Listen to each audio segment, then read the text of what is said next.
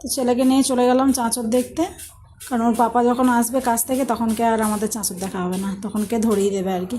তো লাস্ট মুহূর্তে সেই চলে এসছে ওর পাপা। তো চলো দেখতে থাকো তোমরা ভিডিওটা।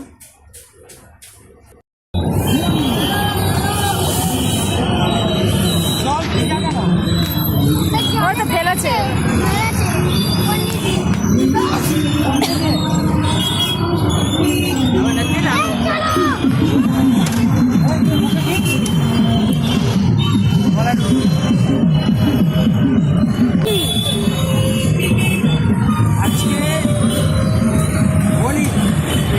এরা এটাকে কি বলে? এটা বাঙালিরা বলে হোলি। হোলি দহন মানে হোলি জ্বালাতে হয়। আর আমরা বাঙালিরা হোলি খেলি মানে রং খেলাকে আমরা হোলি বলি। এইটাকে তো আমরা চাঁচর বলি। এটাকে তো আমরা চাঁচর বলি।